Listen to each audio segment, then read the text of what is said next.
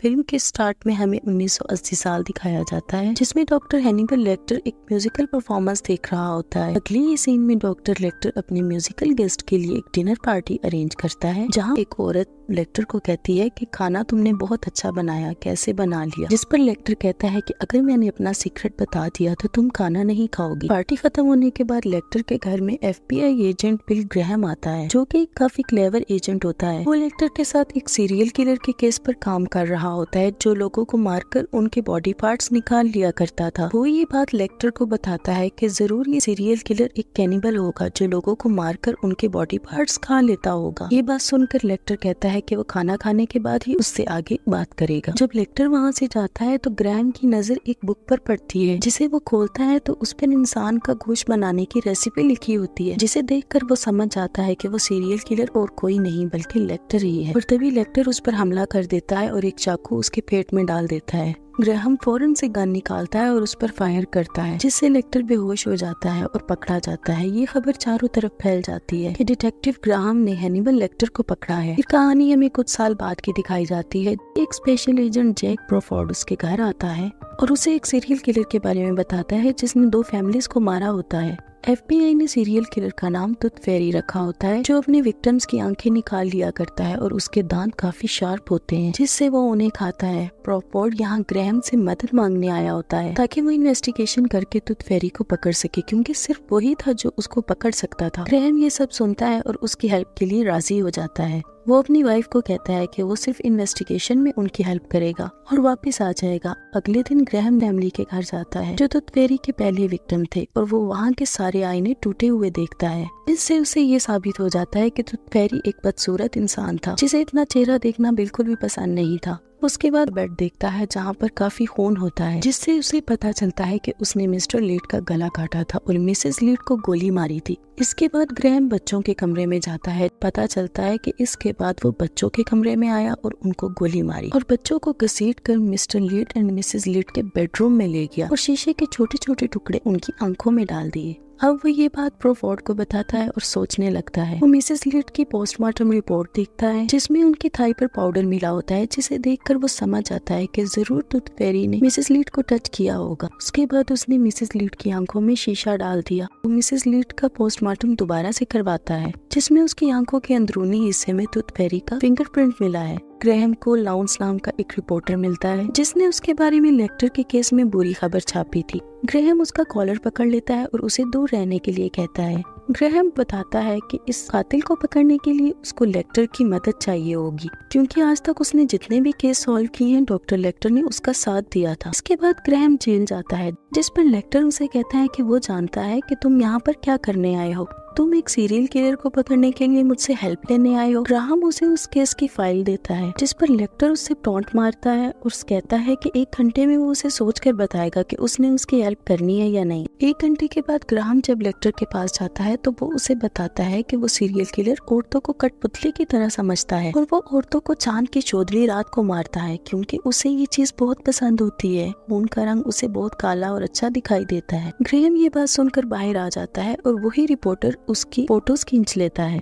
और न्यूज़पेपर में छाप देता है कि ग्रैहम अब वापिस आ चुका है और लेक्टर की मदद से वो टूथ फेरी को पकड़कर ही रहेगा। अगले ही दिन ग्रैहम फिर से लीड्स के घर जाता है, जहाँ पर उसे एक फैमिली वीडियो टेप मिलती है और वो उसे देखता है। और उसके बाद वो टूथ फेरी के दूसरे विक्टिम जैकोबिस के घर जाता है, जहाँ तलाशी लेते हुए वो उनके घर के बाहर एक दरख्त पर ये निशान पाता है। फिर हमें टूथ फेरी दिखाया जाता है, जो अपने बहुत ही बड़े घर में रहता है। वो अपने चेहरे पर मास्क लगा कर रखता है। टूथ फेरी का असली नाम फ्रांसिस होता है और वो अपने लॉकर से एक बहुत बड़ी सी किताब निकालता है, जिस पर पहले पेज पर लिखा होता है रेड ड्रैगन। वो बुक उसकी डायरी होती है, जिसमें उसने अपने बचपन से लेके मर्डर तक सब कुछ लिखा होता है। बचपन में उसकी दादी उसे बहुत डांटा करती थी, क्योंकि उसका चेहरा बहुत ही बदसूरत था और अब उसने काफी प्लास्टिक सर्जरीज करवा ली थी, जिससे वो काफी बेहतर दिखने लगा था। वो उस डायरी में ग्राहम की छपी खबर चिपकाता है और उसे पता चल गया होता है कि ग्रैहम इस केस में डॉक्टर लेक्टर के साथ काम कर रहा है। अगले ही दिन ग्राहम लेक्टर के पास जाता है और उसे वो साइन दिखाता है, जो जैकोबिस के घर के बाहर एक दरख्त पर उसे नजर आया था। इस पर डॉक्टर लेक्टर एक फ्रेज बोलता है कि जो लोग दुनिया को समझ नहीं पाते उनको ही लोग इस्तेमाल करते हैं।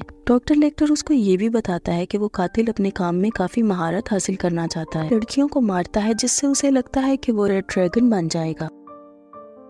अगले ही सीन में लेक्टर का लॉयर उससे बात करना चाहता है। लेक्टर अपने लॉयर का कॉल काट देता है और साइकोलॉजी डिपार्टमेंट में कॉल करता है, जहां वो एक फेक आइडेंटिटी बता के ग्राहम के घर का एड्रेस ले लेता है। फिर हमें फ्रांसिस डॉलरहाइट दिखाया जाता है, जो एक फोटो लैब में काम करता है और वहाँ एक लड़की रेखा को वो पसंद करता है, जो अंधी होती है। रात को जॉब से लौटते हुए वो रेखा को उसके घर तक ड्रॉप करता है, तो रेखा उसे अपने घर पर कॉफी के लिए बुला लेती है। वो उसके घर के अंदर जाता है तो वो वापस चला जाता है, क्योंकि वो एक सीरियल किलर होता है जो लोगों को मारता है। लेकिन रेखा के साथ रहकर उसे भी रेखा से मोहब्बत हो गई थी और रेखा के लिए वो चेंज हो रहा था। अगले ही दिन लेक्टर के रूम में क्लीनिंग के दौरान उन्हें एक लेटर मिलता है, जो कि टॉयलेट पेपर में लिपटा हुआ होता है, जिससे उन्हें ये पता चलता है कि लेक्टर और टूथ फेरी लेटर के जरिए आपस में बात कर रहे हैं, और वो भी कोड लैंग्वेज में। FBI उस कोड को ब्रेक करती है, जिससे उन्हें ये पता चलता है कि लेक्टर ने टूथ फेरी को ग्रैहम का पता दिया है ताकि वो वहाँ पर जाए और उसकी बीवी और बच्चे को मार सके। FBI फौरन ही ग्रैहम के घर अपनी टीम भेजती है और वहाँ से उन्हें रेस्क्यू कर लेती है, जिससे उनकी जान तो बच जाती है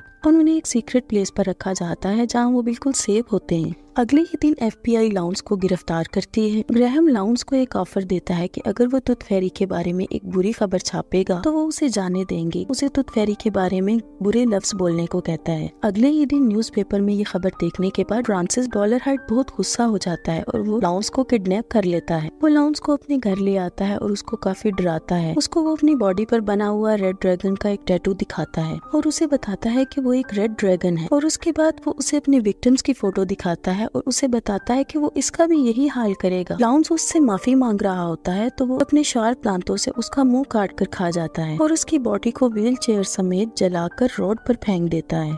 वो उसके रिकॉर्डेड बयान को FBI के पास भेज देता है, जिसमें लाउंस ने कहा होता है कि टूथ फेरी एक महान रेड ड्रैगन है और वो उसकी खिदमत करना चाहता है। अगले दिन ग्राहम लेक्टर के पास जाता है और वो उसे टूथ फेरी को उसके पास भेजने के लिए कहता है ताकि वो उसको पकड़ सके, जिस पर डॉक्टर लेक्टर उसको बताता है कि किसी ऐसे आदमी को ढूंढो जिसके चेहरे पर काफी सर्जरीज हैं और उसकी कमर पर रेड ड्रैगन का टैटू है। ग्राहम उसे कहता है वो जानता है कि उसकी बैक पर रेड ड्रैगन का टैटू है और उसके चेहरे पर सर्जरीज हैं। वो उसके बारे में कुछ और बताने को कहता है, जैसे कि वो अपने विक्टिम्स कैसे चुनता है, जिस पर लेक्टर उसे कहता है कि उसने इस बात का जवाब उसे पहले ही दे दिया था, लेकिन उसने उसकी बात पर गौर नहीं किया, तो अब उसे खुद वो ढूंढना होगा। लेक्टर अपनी इन्फॉर्मेशन के बदले अच्छा खाना और म्यूजिक मांगता है।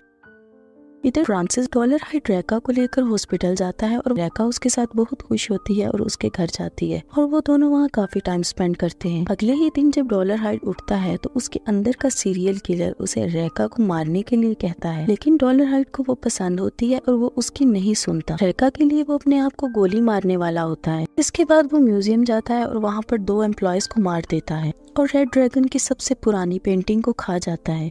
वो ये सब इसलिए करता है क्योंकि वो रेखा के साथ रहना चाहता है। सिर्फ रेखा ही थी जो उसको समझती थी और उससे प्यार करती थी, इसीलिए वो अपने अंदर के सीरियल किलर रेड ड्रैगन को मारना चाहता है ताकि वो रेखा के साथ रह सके। इधर ग्रैहम को पता चलता है कि उन दोनों फैमिलीज की फैमिली वीडियोस एक ही स्टूडियो में बनाई गई थी। लेक्टर अपनी इन्फॉर्मेशन के बदले अच्छा म्यूजिक एंजॉय कर रहा होता है। ग्रैहम उस स्टूडियो में जाता है जहाँ उसे पता चलता है कि फ्रांसिस डॉलरहाइट टूथ फेरी है और वहाँ से वो उसका एड्रेस भी ले लेता है और अपनी टीम के साथ उसके घर जाने की तैयारी करता है। डॉलरहाइट ने ग्रैहम को अपने स्टूडियो में देख लिया होता है और वो रेखा के पास जाता है, जहाँ वो देखता है कि रेखा अपने मेल फ्रेंड के साथ बात कर रही होती है। वो मेल फ्रेंड जैसे ही उसके घर से बाहर आता है, डॉलरहाइट उसके पेट में चाकू मार देता है और उसे मार डालता है। उसके बाद वो रेखा को क्लोरोफॉर्म से बेहोश कर देता है। वो पूरे घर में पेट्रोल गिरा देता है और आग लगा देता है। वो रेखा को कहता है कि वो उसे नहीं मार सकता क्योंकि वो अब भी उससे प्यार करता है, और ये कहकर वो शॉटगन चलाता है, जिसकी आवाज से रेखा डर जाती है और तभी उसका हाथ डॉलरहाइट की डेड बॉडी पर पड़ता है, जिससे वो समझ जाती है कि डॉलरहाइट मर गया है। वो फौरन से रास्ता देखकर घर से बाहर आ जाती है और वहाँ पर FBI टीम भी आ जाती है, जिस पर रेखा उन्हें बताती है कि डॉलरहाइट ने अपने आप को गोली मार ली है और तभी उसका घर ब्लास्ट हो जाता है और ग्राहम उसे कहता है कि उसके प्यार ने उसे बदल दिया था और वहाँ से चला जाता है। अगले ही दिन ग्रैहम अपनी फैमिली के साथ टाइम स्पेंड कर रहा होता है और अपनी बीवी मॉली और बेटे जॉश के साथ एक बीच हाउस पर रह रहा होता है। तभी जॉश घर के अंदर जाता है कुछ लेने, लेकिन वो बाहर नहीं आता और ग्राहम खुद जाता है उसे ढूंढने के लिए और घर में उसे कुछ अजीब सा लगता है। इधर फोरेंसिक से पता चलता है कि जो हड्डियां उस जले हुए घर में मिली हैं वो डॉलर हाइट की नहीं है, यानी कि डॉलर हाइट अभी जिंदा है। क्रॉफोर्ड फौरन से ग्रैहम के घर कॉल करता है उसे ये बताने के लिए। इधर ग्रैहम एक चाकू उठाता है और जॉश को ढूंढने लगता है और वो अपने घर में शीशे टूटे हुए पाता है। तभी कॉल पर क्रॉफोर्ड उसे बताता है कि डॉलर हाइट अभी जिंदा है। ग्राहम जॉश के रूम में जाता है जहाँ वो देखता है कि टूथ फेरी ने उसके बेटे को पकड़ रखा है। वो ये बात जानता है कि टूथ फेरी ने बचपन से बहुत ही टॉर्चर सहा है, जिस पर वो अपने बेटे को डांटने लगता है, जिसे सुनकर टूथ फेरी को अपने बचपन की याद आ जाती है कि किस तरह उसकी दादी उसे डांटा करती थी और वो उस बच्चे को छोड़ देता है और ग्रैहम को मारने के लिए उसके पास जाता है और उन दोनों के बीच काफी झगड़ा होता है, जिस पर ग्रैहम टूथ फेरी को जख्मी कर देता है